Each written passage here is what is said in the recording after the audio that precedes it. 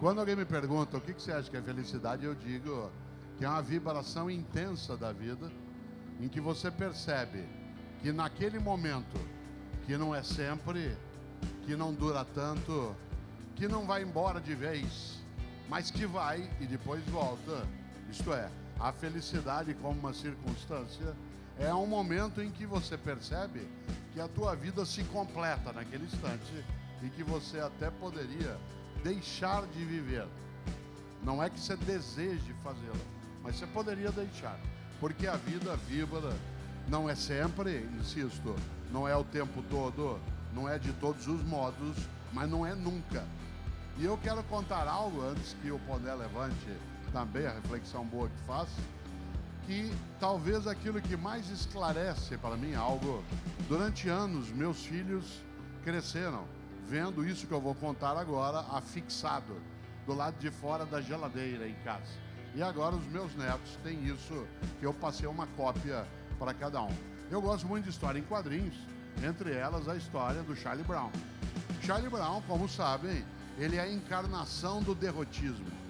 Ele é a encarnação daquilo que é o desespero, da vida que não funciona, da existência que não faz sentido.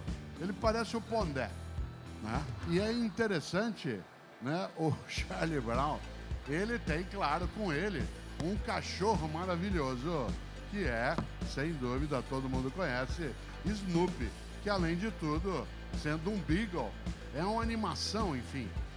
O Snoopy é tão animado que ele é capaz, já viram isso, de abraçar a si mesmo. Ele abraça às vezes a si e aí ele geme, faz né? Pois bem, tem uma cena para mim inesquecível. Charlie Brown e Snoopy estão sentados na beira de um rio, ambos, com a perna para dentro, sem encostar na água. E o Charlie Brown, com aquele modo dele, sempre trágico, vira pro Snoopy e diz assim: Snoopy, um dia nós vamos morrer. E o Snoopy responde: mas todos os outros dias não. Olha só, um dia nós vamos morrer, mas todos os outros dias não. Por isso, é exatamente nesses outros dias que a gente não vai morrer, que a gente pode sim construir aquele momento de felicidade que não é contínuo, não é permanente, não é persistente, mas quando vem, a gente abraça, cuida, segura, porque sabe que ele vai, mas volta. Pondé e eu somos avós, né? Nós temos netos e, claro, temos um imenso apreço por isso. Nossos netos não são os mesmos, né? Mas nós temos cada um os nossos, né?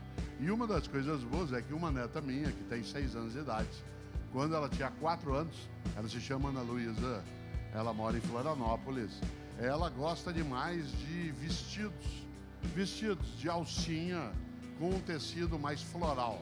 Isso é uma coisa mais simples. E um dia, eu que moro em São Paulo, estava andando com Cláudia, com quem eu sou casado, e aí eu vi na vitrine de uma loja um vestido como esse, do jeito que ela gosta, com um custo baixo e muito bonito, azul, cheio de flores brancas.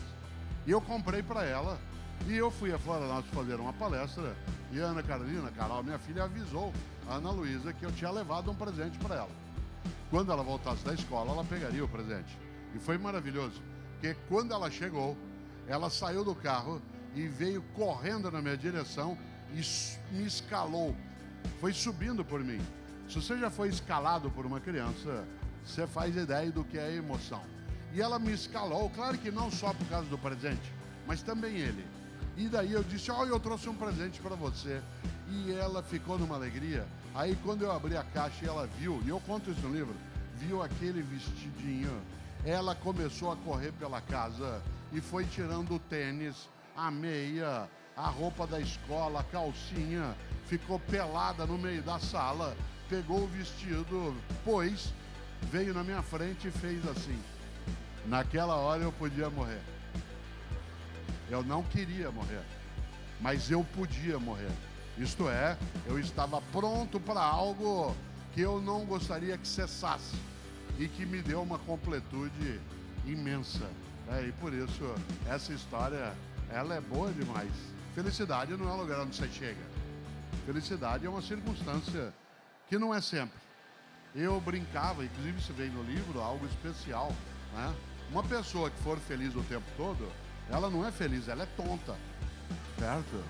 Porque o mundo tem encrenca, tem dificuldade, tem turbulência, tem problema. Alguém feliz de modo contínuo ainda não entendeu direito o que é que significa a vida. Se aproxima muito mais de Cândido, do Voltaire, né? Que é aquela personagem que em meio a uma batalha, 2 exércitos se digladiando, se matando, e ele andando pelo meio, sorrindo, dizendo, nossa, eu estou no melhor dos mundos. Isso é idiotice, né? É outra perspectiva.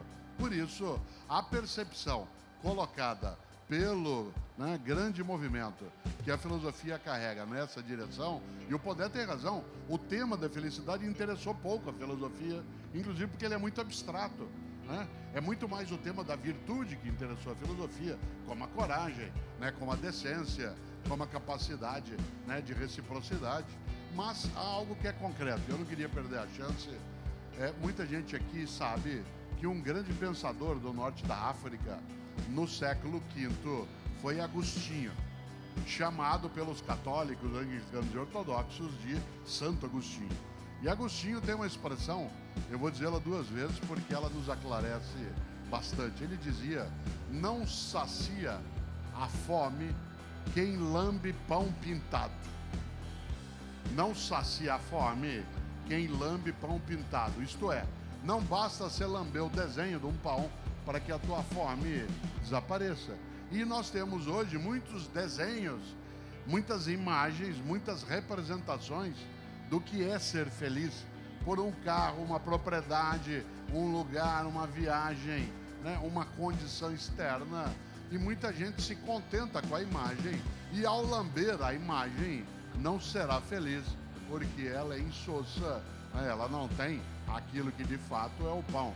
Por isso, acho, né, que o tema importa, mas não pode, e nisso o Pondé está absolutamente correto, ter nele uma obsessão. Afinal de contas, quem é que não quer ter momentos em que a vida vibra? Mas nenhum e nenhuma de nós consegue que isso seja um estado contínuo. Por último, sempre digo, quem disser um dia eu vou ser feliz, não será. Porque a felicidade não é um ponto futuro. Ela é uma circunstância que pode estar passando, inclusive, né, ao teu lado. E aí você pode observá-la ou distrair-se em relação a ela. Daí a importância, né, desse diálogo que o Karnal, Pondé e eu fazemos, de não admitir que a felicidade seja colocada como um exclusivo ideal romântico, inatingível e por isso, como lembrou o Pondé, no ponto de partida, muito desejável. Como que felicidade, em grande medida, ela está ligada à ideia de gratuidade. Não de ser grato apenas e nem de ser de graça, mas aquilo que não era necessário. Por exemplo, uma criança que corre e rouba um beijo teu, te dá um beijo estalado no rosto e sai correndo. Um time vai e faz 3 num time de São Paulo, certo? Dá uma alegria imensa em relação... Ele não é palmeirense. A capacidade de você encontrar uma condição que te agrada num determinado momento. Você está procurando um livro aqui na Bienal, durante semanas você pensou em vir e você o acha. Claro que aquele é só um instante, mas como a vida, de fato, ela é feita de instantes, não há outra possibilidade do tempo não ser assim, né, trabalhado. Acho que nesse sentido, claro que a coragem está em não desperdiçar o instante. É preciso ter coragem, ou seja, não ser covarde para achar, eu não consigo, não dá. Esse instante que vem, ele tem que ser apropriado, tem que ser capturado e, como eu dizia, tem que ser cuidado também. Existe uma insatisfação negativa, que é da tristeza, da chateação, do resmungo. Mas existe uma insatisfação positiva, que é quando você não se conforma, quando você não se acomoda, quando você não fica estagnado. Eu dou um exemplo e vou retomá-lo. A água que está nesse copo, ela está conformada, isto é, ela está aprisionada pela forma do copo. Ela está satisfeita, para usar um conceito da física antiga. Ela só conseguirá não ficar podre que a água parada fede e fica podre, se ela for capaz de transbordar, de sair da borda.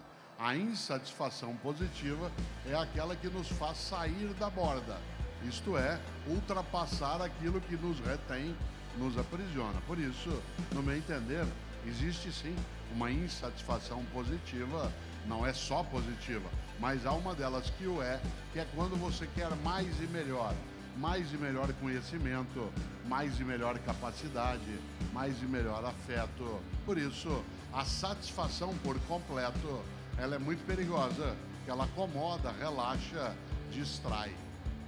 Em relação à questão da autenticidade, isto é, como é que eu sou autêntico? Eu até dobrei aqui de propósito. Eu faço algo que eu já relatei em livro.